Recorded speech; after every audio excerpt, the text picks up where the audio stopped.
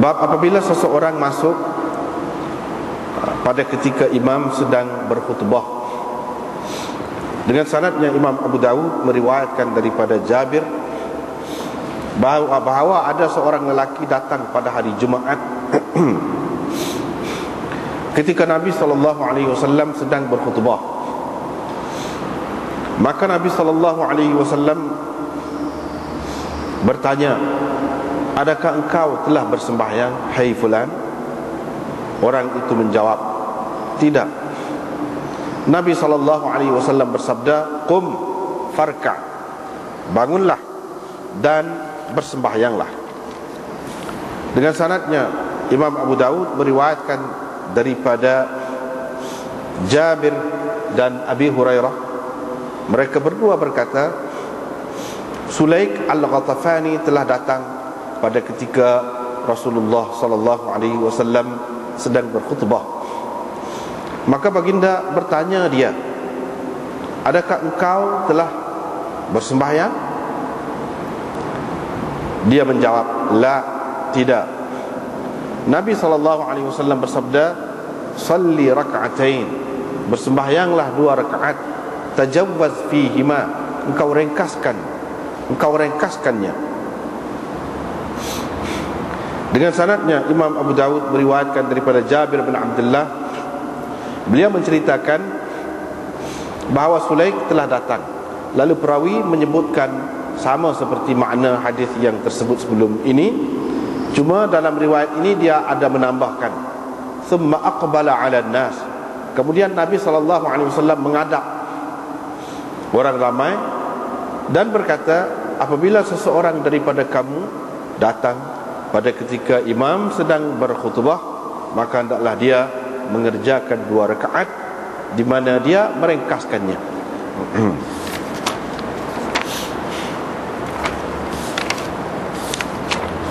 Dengan sanadnya, ini bab lain pula, bab takhatti riqaban nas yaumal jum'ah. Ini bab melangkah tengkuk orang ramai pada hari Jumaat. Dengan sanadnya Imam Abu Dawud meriwayatkan daripada Abi Zahiriyah, dia berkata, pernah kami bersama Abdullah bin Busr, seorang sahabat Nabi SAW, pada hari Jumaat. Tiba-tiba datang seorang lelaki dengan melangkah tengkuk orang ramai.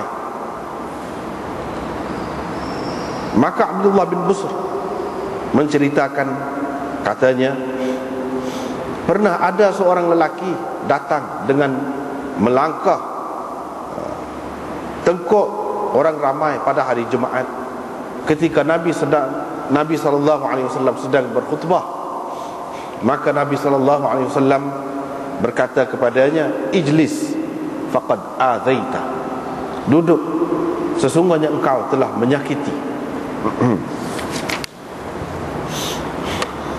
Ini bab seorang yang mengantuk pada ketika imam sedang berkhutbah. Dengan sanadnya Imam Abu Dawud meriwayatkan daripada Ibnu Umar, beliau berkata, saya telah mendengar Rasulullah SAW bersabda, apabila seseorang daripada kamu berasa mengantuk ketika dia dalam masjid, maka hendaklah dia yatahawwal min majlisihi, bertukar tempat, yakni mengambil dengan pergi kepada tempat lain, pergi duduk di tempat lain. Babul imam yatakallam, ini bab imam bercakap selepas turun daripada mimbar. Dengan sanadnya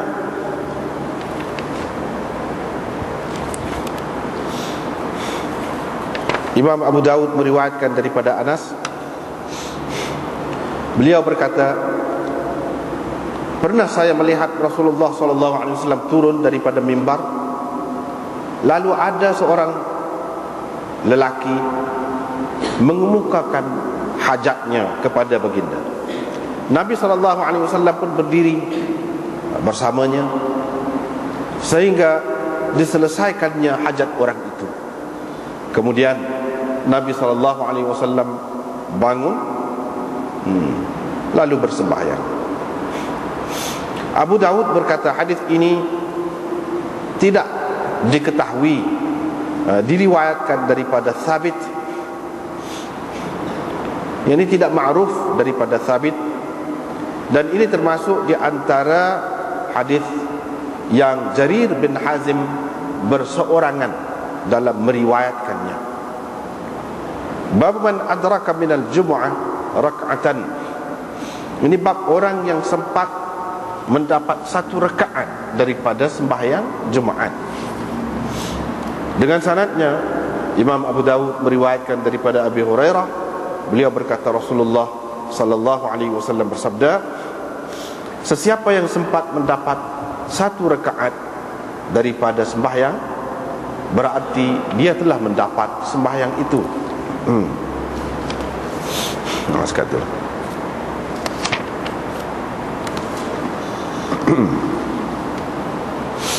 Malam ni mula-mula sekali cerita tentang lagu mana kalau seseorang tu masuk ke dalam masjid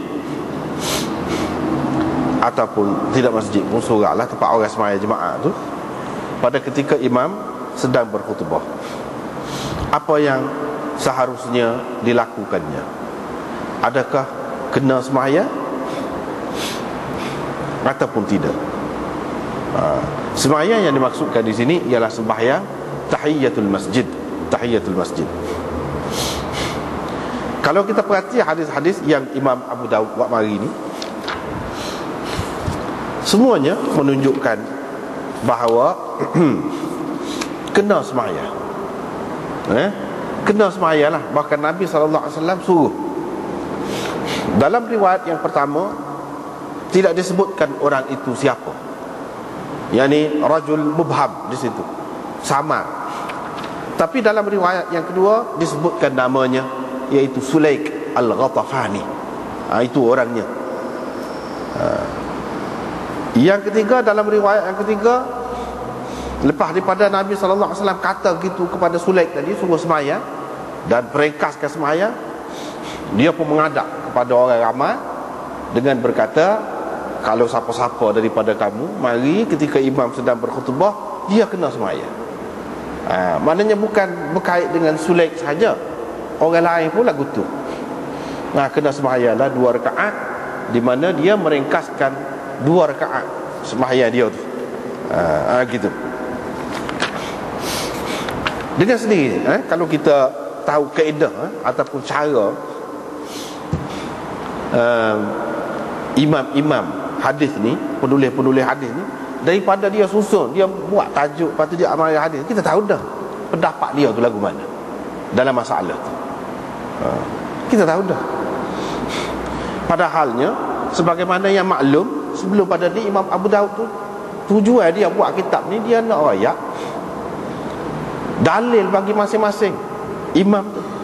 Orang ni kata gini, mana dalil dia? Orang ni kata gini, mana dalil dia? Hak ni dalil bagi satu pihak, jadi awak mari. Dalil bagi satu pihak, dalil hak satu pihak lagi dia tak mari. Apa maknanya? Maknanya dia kenal benar hak ni, mazhab dia lagu ni. Itu dia nak. Itu sudah jadi cara dah dalam kitab hadis mana-mana pun begitu. Cara penulis dia, bukan dia tak tahu hadis lain, dia tahu. Dia tahu. Cuma dia nak hak dia setuju, hak dia kenal hak ni, dan ini dalilnya. Hak lain tu tak payah sebut lah, kalau nak cari lain lah, gitulah kira-kiranya. Dalam masalah ni dia ada khilaf. Khilaf ulama. Adakah boleh boleh sekurang-kurangnya ataupun molek apabila seseorang tu masuk, walaupun ketika imam tu sedang berkhutbah, khatib ke tidak imam ke, khatib ke sedang berkhutbah tu, molek ataupun boleh dia bersembahyang sunat tu ataupun tidak? Ada khilaf. Ada yang mengatakan molek, ada yang mengatakan harus boleh, dan ada yang mengatakan tak boleh. Tak boleh tu pula tak molek. Ada yang kata tak boleh tu tak boleh, haram. haram. Itu dia ada khilaf di situ. Kalau kita perhati di sini, apa Imam Nawawi kata, dia ambil daripada Imam Nawawi. Kalau dalam kitab ni pada muka surat 127, Imam Nawawi kata hadis ini semuanya jelas menunjukkan pegangan bagi mazhab Syafi'i, Ahmad dan Ishaq dan fuqaha muhaddithin, iaitu apabila seseorang itu masuk ke dalam masjid misalnya pada hari Jumaat, pada ketika imam sedang berkhutbah, maka mustahab kepadanya, dianggap elok, molek, dia bersembahyang 2 rakaat tahiyatul masjid, dan makruh dia duduk sebelum mengerjakan kedua-duanya. Dan elok juga, molek juga, mustahab juga dia meringkaskan sembahyang dia tu, baca tu biar pendek lah, untuk dia mendengar khutbah selepas daripada dia bersembahyang. Itu kata dia. Setakat tu hak Imam Nawawi sebut. Lepas tu pensyarah kepada kitab ni Sunan Abi Daud, iaitu pengarang kitab Badlul Majhud, dia kata qultu, saya nak katalah lagi lebih daripada tu. Dalam kitab Tuhfatul Muhtaj Syarah Minhaj, ini kitab yang masyhur dalam fiqh Syafi'i, kitab Tuhfah, karangan Ibnu Hajar, bukan Ibnu Hajar Al-Asqalani, tapi Ibnu Hajar Al-Haythami. Ini kitab penting dalam fiqh Syafi'i, Syarah Minhaj. Minhaj itu maksudnya Minhajut Talibin, karangan Imam Nawawi. Jadi kitab Minhajut Talibin itu banyak syarah dia, banyak syarah, hak kecil pun ada, hak besar pun ada, macam-macam. Dia kata mana? Ibnu Hajar kata, wa yalzamuhu an yaqtasira fiha ala aqall mujzi'in ala ma qalahu jam'un. Dia kata mesti, dia kata mesti, bukan molek saja sebab Imam Nawawi kata tadi, mesti dia kena peringkaskan sembahyang dia tu dengan mengerjakan hak paling kurang, memadai untuk sembahyang dia tu, mengikut pendapat sekumpulan ulama, kata Ibnu Hajar. Syafi'i rahimahullah di dalam kitab dia berkata, kita menyuruh orang yang bersembahyang saat ni meringkaskan sembahyang tu, sebab diriwayatkan daripada Nabi SAW, baginda memerintahkan supaya diringkaskan sembahyang tu. Ini mengisyaratkan kepada wajib kena peringkas tu, bukan molek saja, tidak, tapi wajib. Yang ini berdasarkan Imam Syafi'i kata. Dalam kitab Rawdatul Muhtajin, ini kitab Imam Nawawi, dia dengan jelas menyebutkan wajib pula. Dalam kitab tadi dia kata molek saja, di dalam kitab Rawdah dia kata wajib pula. Imam Nawawi kata wajib.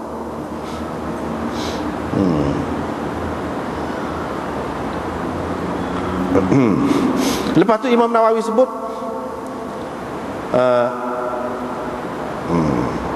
Imam Nawawi kata,